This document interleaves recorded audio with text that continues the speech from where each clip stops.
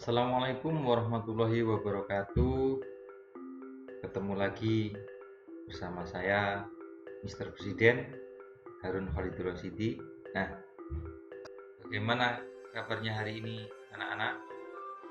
Semoga kabar kita semua diberikan kesehatan oleh Allah Subhanahu wa taala sehingga bisa melaksanakan kewajiban kita sebagai umat muslim, yakni menuntut ilmu. Seperti biasa, kita akan belajar tentang pelajaran fikih. Sebelum kita memulai belajar, mari kita sama-sama membaca doa agar pelajaran kita pada hari ini lancar dan diberkahi oleh Allah Subhanahu wa taala. Bismillahirrahmanirrahim. Raditu billahi robba wa bil islami dina wa bi Muhammadin nabiyya wa rasulah. Rabbi zidni ilma warzuqni fahma. Amin ya rabbal alamin. Nah, kita pada hari ini temanya adalah ayo berkurban. Kompetensi dasar pada materi kurban ini adalah menghayati nilai-nilai dari perintah kurban, menjalankan perilaku peduli dan rela berkurban, memahami ketentuan kurban, mengomunikasikan tata cara kurban. Tujuan pembelajaran pada materi kurban ini adalah yakni setelah kita melalui proses kegiatan mengamati slide PowerPoint dan video, mendiskusikan, mengamati, mengumpulkan informasi, menalar, dan mengomunikasikan, peserta didik dapat mengaitkan sejarah disyariatkannya kurban dengan baik dan benar, memecahkan permasalahan terkait ketentuan dan tata cara kurban dengan baik dan benar, menemukan gambaran tentang pengertian dan dasar hukum kurban, mengelola ketentuan dan tata cara kurban, mengatasi permasalahan terkait ketentuan dan tata cara kurban, dan menentukan syarat serta rukun hewan kurban dengan baik dan benar. Yang akan kita pelajari pada hari ini adalah sejarah kurban, pengertian kurban, dasar kurban, ketentuan kurban, tata cara penyembelihan kurban, sunnah dalam kurban, pembagian daging kurban, dan hikmah kurban. Sebelum kita lanjutkan ke dalam materi, mari kita perhatikan gambar tersebut. Menurutmu kegiatan apakah ini? Di mana biasanya terlihat kegiatan seperti ini? Kapan biasanya kegiatan ini dilakukan? Binatang apa saja yang biasanya disembelih dalam kegiatan ini? Untuk siapa saja daging binatang itu nantinya? Coba diskusikan bersama kelompokmu pertanyaan-pertanyaan tersebut dengan menyaksikan gambar yang tampil. Setelah kita mendiskusikan bersama-sama tentang gambar tersebut, mari kita pelajari apa saja yang kita dapatkan dari diskusi yang kita lakukan tadi. Sejarah kurban. Menurut sebagian ulama, kurban pertama kali dilakukan pada zaman Nabi Adam alaihissalam, yakni pada saat kedua anak laki-laki Nabi Adam alaihissalam merebutkan salah satu anak Nabi Adam alaihissalam yang lainnya, dan Allah Subhanahu wa taala memerintahkan kedua anak laki-laki Nabi Adam alaihissalam untuk melakukan kurban.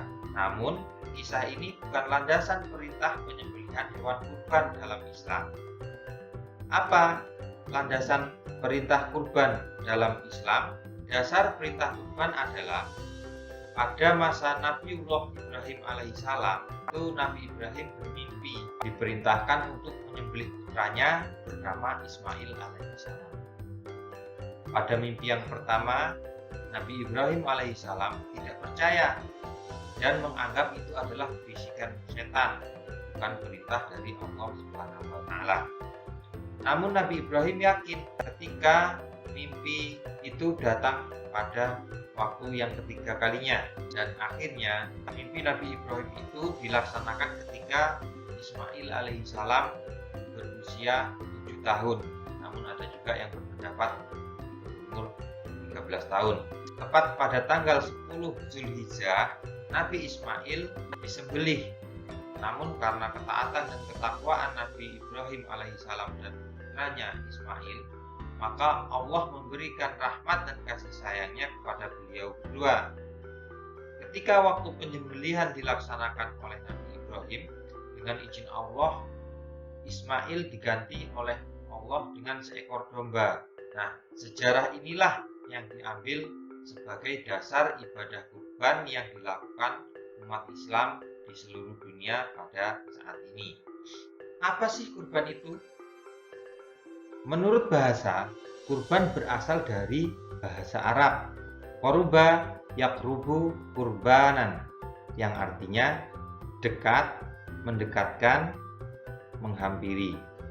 Sedangkan menurut istilah, kurban adalah beribadah kepada Allah Subhanahu wa taala dengan cara menyembelih binatang kurban dengan tujuan mendekatkan diri kepada Allah Subhanahu wa taala sebagai ungkapan rasa syukur atas segala nikmat yang telah diberikan Allah Subhanahu wa taala kepada umat Islam. Kurban atau biasa disebut udhiyah adalah menyembelih binatang kurban dengan tujuan ibadah kepada Allah pada hari raya Idul Adha, yakni pada tanggal 10 dan 3 hari tasyrik, yaitu 11, 12, dan 13 Zulhijjah. Selanjutnya, dasar hukum kurban. Nah, dasar hukum kurban diambil dari Quran surat Al-Kautsar ayat 2 yang berbunyi fasholli lirabbika wanhar, maka laksanakanlah sholat karena Tuhanmu dan berkurbanlah sebagai ibadah dan mendekatkan diri kepada Allah. Di dalam hadis Nabi juga disebutkan yang artinya dari Abu Hurairah, Rasulullah SAW bersabda, barang siapa yang mempunyai kemampuan untuk berkurban tetapi ia tidak mau melaksanakannya, maka janganlah ia dekat-dekat ke tempat sholat kami. Hadis riwayat Ahmad. Selanjutnya, hukum berkurban. Hukum berkurban adalah sunnah muakkad. Seperti dalam hadis disebutkan, umirtu bin nahri wa huwa sunnatul lakum, yang artinya saya disuruh menyembelih kurban dan berkurban itu sunnah bagi kamu. Hadis riwayat Tirmidzi. Hukum kurban bisa menjadi wajib jika seseorang mempunyai keinginan atau berucap atau bernazar untuk berkurban, atau jika saat membeli sebuah hewan atau memiliki hewan tersebut, orang tersebut berkata, ini adalah hewan untuk kurban, atau memakai kalimat yang bermakna sama, maka bisa diartikan sebagai nazar, dan hukumnya bagi orang-orang tersebut adalah wajib. Selanjutnya adalah jenis dan syarat binatang kurban. Tidak semua binatang bisa dikurbankan, tapi ada jenis dan syarat-syarat tertentu bagi binatang yang akan dikurbankan tersebut. Yang pertama adalah domba atau biri-biri. Domba atau biri-biri ini harus berumur 1 tahun lebih atau sudah berganti gigi. Disebut dengan danun untuk kurban 1 orang.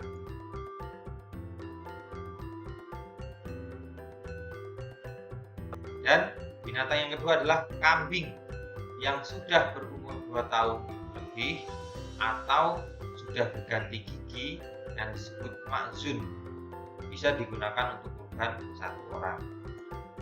Dan selanjutnya adalah sapi atau kerbau yang sudah berumur 2 tahun masuk ke 3 tahun, disebut bakorun atau jamasun untuk kurban 7 orang. Dan yang terakhir adalah unta. Unta ini harus berusia 5 tahun lebih, masuk tahun ke-6. Biasa disebut dengan ibiliyun untuk kurban orang. Nah, itu adalah jenis-jenis binatang yang bisa dikurbankan. Selanjutnya, binatang kurban itu boleh jantan ataupun betina.